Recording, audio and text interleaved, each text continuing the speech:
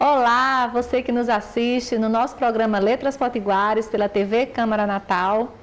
Mais um programa, mais uma conversa bacana com gente que faz arte, que faz cultura, que faz literatura. E o meu entrevistado hoje vem lá de São Miguel, do Gostoso, Terra Boa. Eu vou chamar de poeta, que é uma provocação para a gente já conversar falando sobre isso.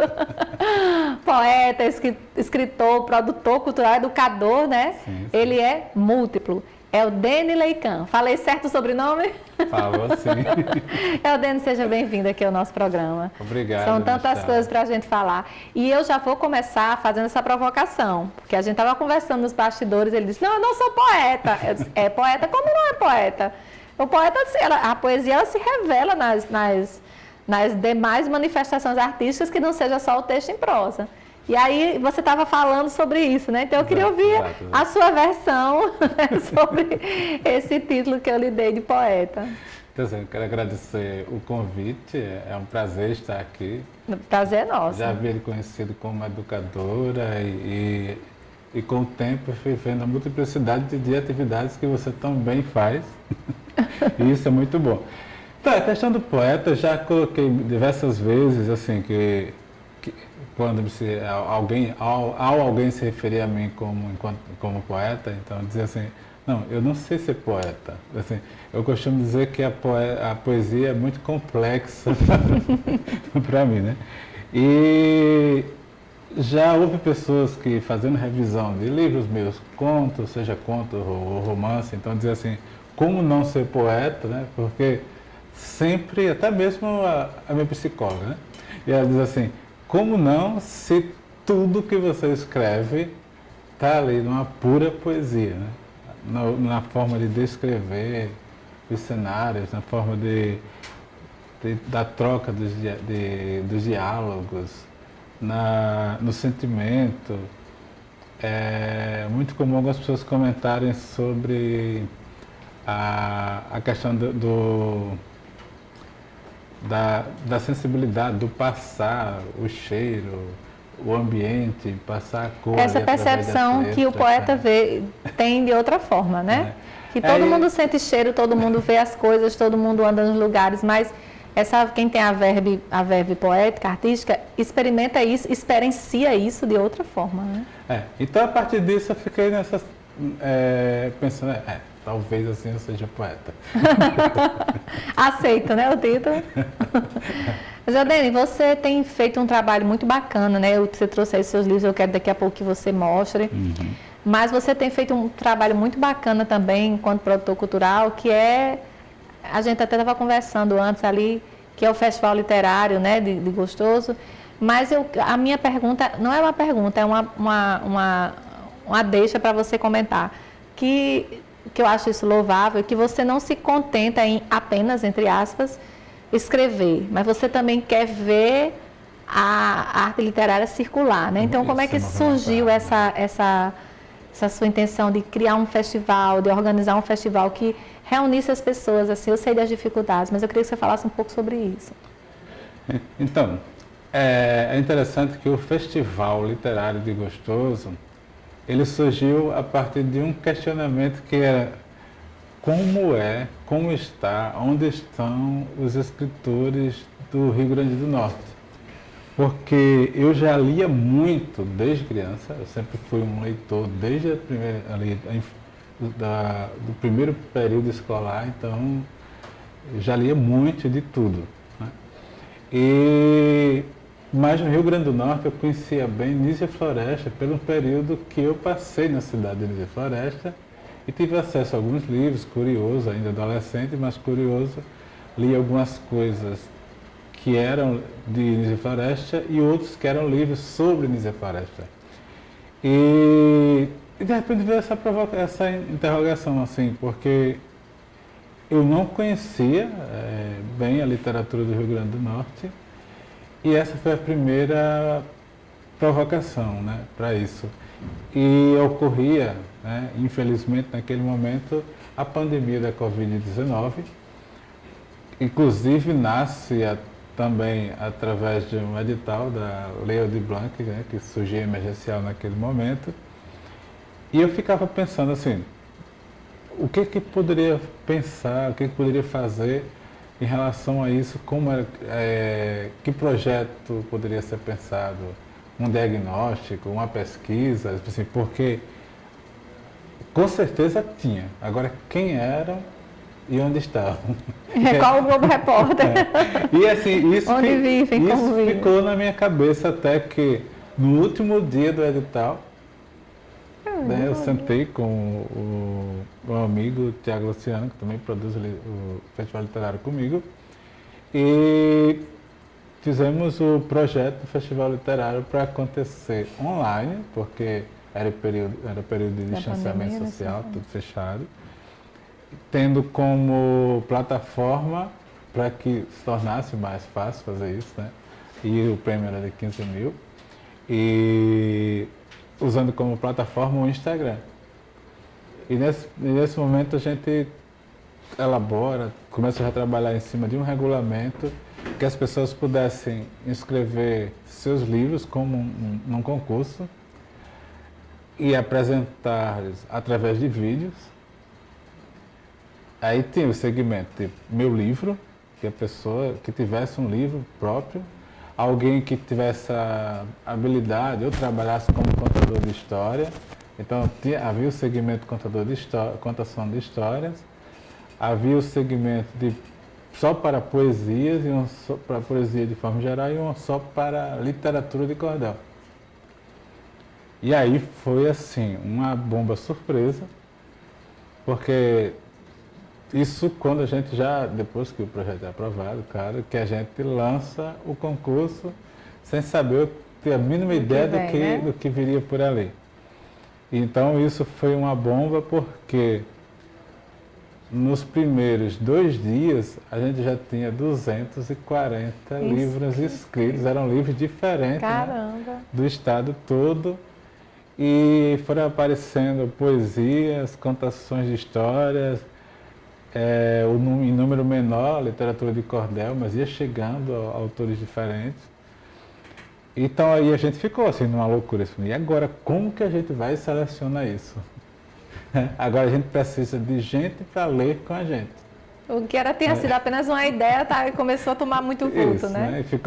Então a gente virava à noite, fizemos contato com amigos da literatura de fora do estado, que era para poder ler com isenção. A literatura de cordel foi que a gente tentou ficar mais próximo, então pediu ajuda de pessoas daqui que nós estávamos concorrendo para ler junto, né, porque tinha uma linguagem mais próxima da literatura de cordel. Eu acho a literatura de cordel muito sensível, inclusive eu tenho muita vontade de produzir algo com literatura de cordel, e assim, eu já tenho muitos rascunhos, mas eu fico naquela, como eu me referia à poesia, né, também aquele cuidado assim de, eu não posso pecar com fazer qualquer coisa, né? A gente tem esse medo, né? Que acaba... É bom por um lado, porque dá um senso crítico, mas também é meio paralisante, né? E paralisa, né? Tanto que até agora eu não consegui fazer. Mas vai conseguir. E assim, então, essa primeira edição do Festival Literário ela aconteceu online. E foi interessante que de repente começou... apareceu num blog, para nossa surpresa, e de repente estava nos principais meios de comunicação aqui do Rio Grande do Norte, e a gente um tanto assustado com isso, né? De repente, né? Tudo muito rápido, e com um volume que a gente não esperava. Então, e olha que muitos escritores, eu posso dizer assim, consagrados daqui do Rio Grande do Norte, nem estavam nesse meio, né? Como, por exemplo, pessoas que admiro bastante, como o professor José de Castro. É até complicado dizer não, porque a gente acaba esquecendo alguns e acaba pecando, porque na segunda edição a gente teve acesso presencial a muitos escritores que já tinham uma carreira, né? E que diziam assim, e essas pessoas nem estavam participando lá no início, né? E foi aí que caiu a ficha do quanto da é grandeza grande, que o festival tinha alcançado, né? Isso. E da grandeza que é a produção literária Do nosso estado. E aí vinha uma outra questão, veio um outro ponto a incomodar, que é a gente chegar nas livrarias e aí a gente não encontrava a literatura do Rio Grande do Norte. Esse é um problema. A não ser a Manibu, né, que tem feito esse trabalho. Sim, agora aqui, também a Nobel também. A Nobel tem feito esse trabalho. Tem isso. Mas eu acho que a Nobel na época, a Manibu, até já fazia isso, que eu não conhecia. Eu estava muito focado em ler. Né? Uhum. E também já escrevia muito, então eu não publicava até aí, mas escrever e ler era o meu futebol. Sempre foi. E então isso, essa situação de não encontrar os livros para que fossem comprados, conhecidos, vendidos, trocados, como fosse, que nos ambientes que eu mais participava, que eu conhecia, pelo fato de não morar aqui, a gente de repente já vem assim para um local que a gente já conhece, que já tem um destaque. E claro que nesse processo eu também fui percebendo quanto tinha ambientes escondidos, como a Manibu que você citou agora, que depois eu tive a honra de conhecer. E assim, gente, a produção de literária, a Manibu tinha um retrato, não sei como está a Manibu agora.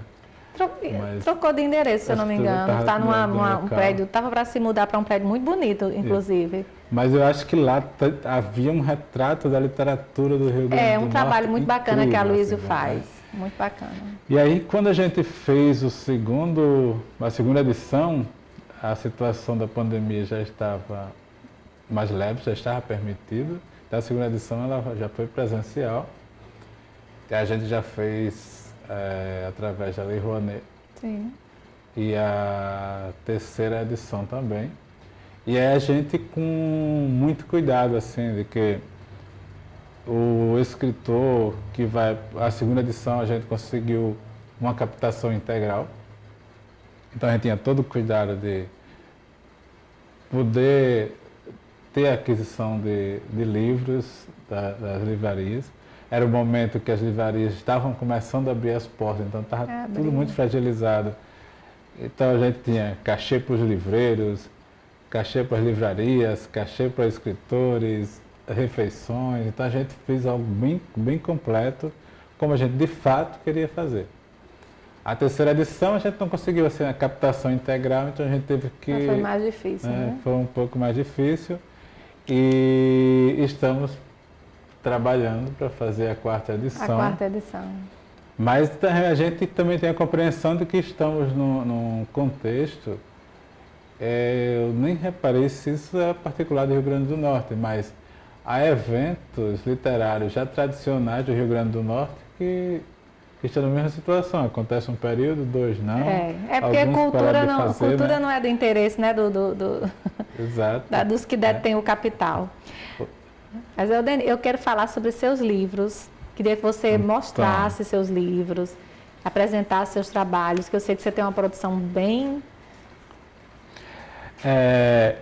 eu estou com 2 em processo de produção. Prelo, como a gente chama, né? Está aí para sair.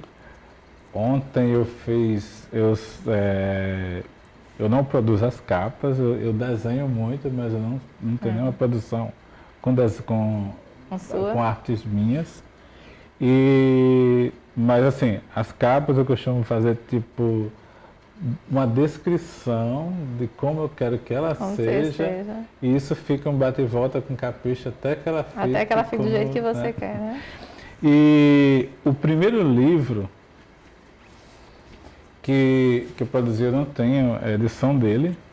A editora, na época, a gente fez 1000 exemplares. Eu tirei 80 exemplares para doar para algumas escolas e os outros foram escoando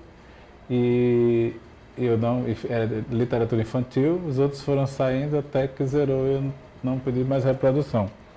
Quando eu retomei com ele, já foi fazendo uma nova roupagem na história. Ele é um conto que é esse Deninho e a pecinha que fazia treco. Esse Deninho ou é o Deni pequenininho?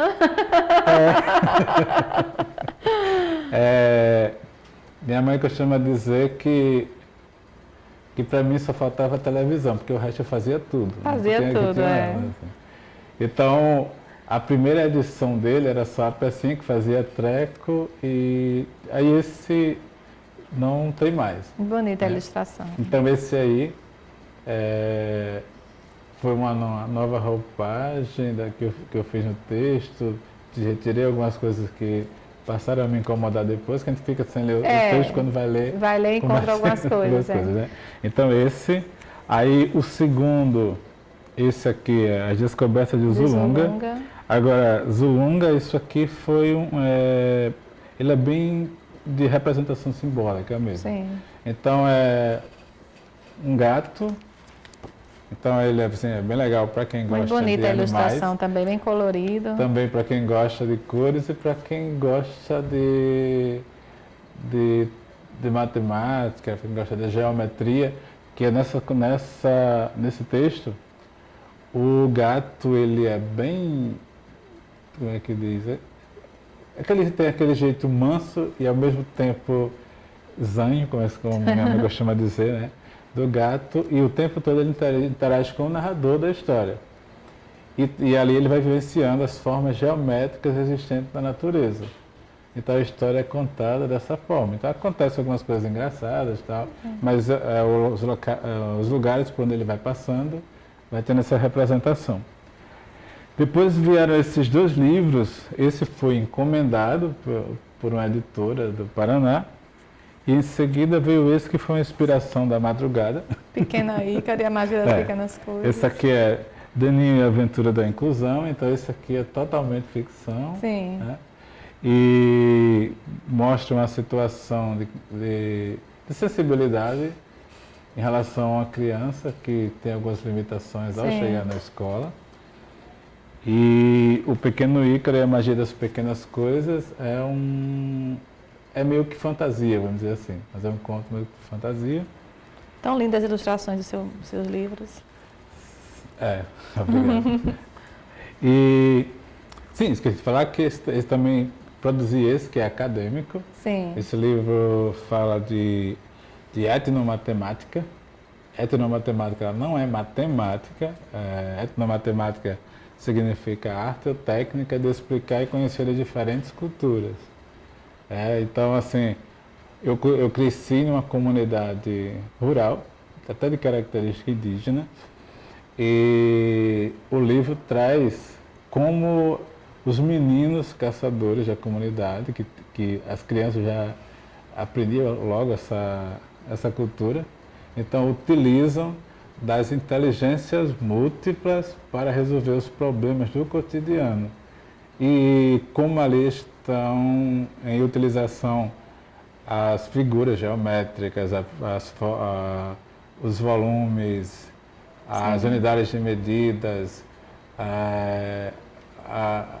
as noções de tempo, né, de uma forma até filosófica, vamos dizer assim, mas de cunho educacional. Né? Inclusive, vem alguns modelos de como se aplicar isso na escola.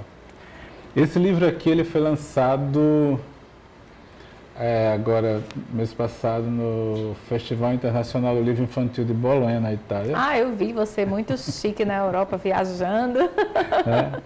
E ele está escrito em inglês, em português e inglês, né? Está bilíngue. Muito bacana. Está aqui pela editora Mágico de Oz. Tá, Gabriel e a Borboleta Brilhante.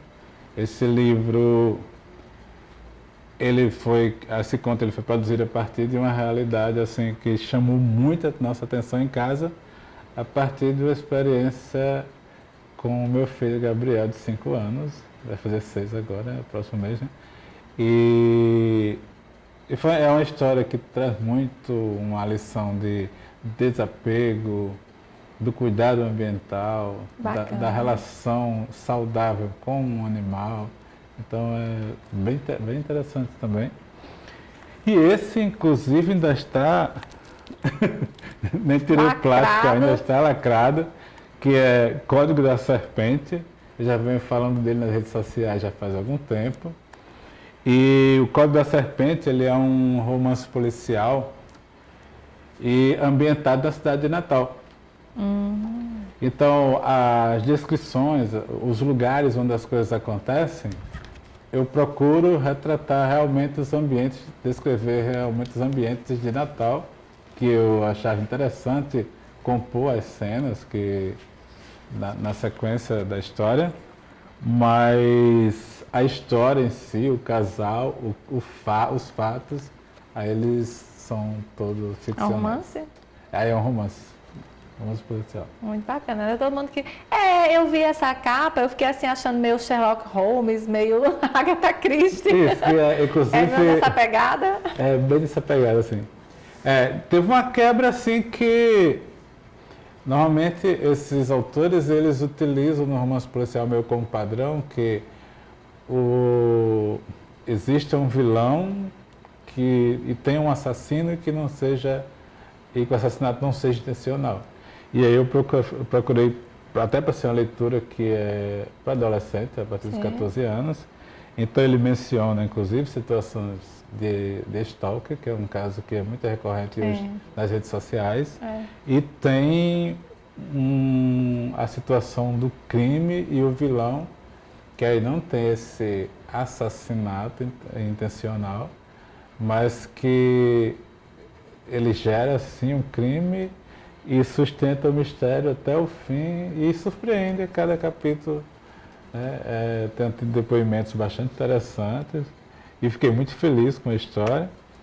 E já está produzido Código da Serpente, também ambientado na cidade de Natal. Você é muito múltiplo, né? Assim, uma produção assim, para adolescente, para criança, muito bacana. Como eu disse aqui, é multitalentos. Muito legal. E esse é para você. Muito obrigada, mas eu quero a dedicatória quando a gente terminar aqui. Eudene, nosso tempo está se esgotando, né? Quando a conversa é boa, como eu disse, passa muito rápido, a gente nem percebe. Então eu gostaria assim, de agradecer por você ter se disposto a vir aqui conversar com a gente. Eu que agradeço. Você é sempre muito bem-vindo. Quando quiser vir aqui divulgar o festival ou conversar, você sabe, você tem meus contatos, a gente está sempre, o que precisar de apoio nesse sentido. E assim, fico feliz demais em conhecer você, né? Em poder ter esse contato, porque eu acho você extremamente talentoso, né? Sem rasgação de seda nenhuma. Deixar agora para você fazer as suas considerações finais. Eu acho que uma mensagem que eu sempre gosto de deixar em todos os ambientes é assim, principalmente para adolescentes e jovens que por acaso estejam assistindo, que leiam. Ler é importante. Conheço os autores potiguares, que são muitos e é uma literatura muito rica, mesmo que eu não esteja nesse meio. Olha, mas que modéstia, com uma produção vasta como essa. Mas que isso é muito importante. E também para as famílias, né, que permitam esse acesso dos seus filhos a essa literatura. É importante. E propiciem, né, também. Isso, porque é uma linguagem que com certeza está mais próxima, compreende mais. É até um ponto interessante que a gente vê assim, tem que fechar. Eu tive a oportunidade de estar num evento literário em Portugal e saber que as famílias brasileiras no Brasil estão pedindo às escolas que tenham livros do Brasil. Então a gente leva essa dica aí, que as famílias e as escolas norte-rio-grandenses tenham a literatura do Rio Grande do Norte. Tem a literatura do Norte também, para isso suas mesmo. Crianças. Obrigada, Eudene. Obrigado. E até o próximo programa.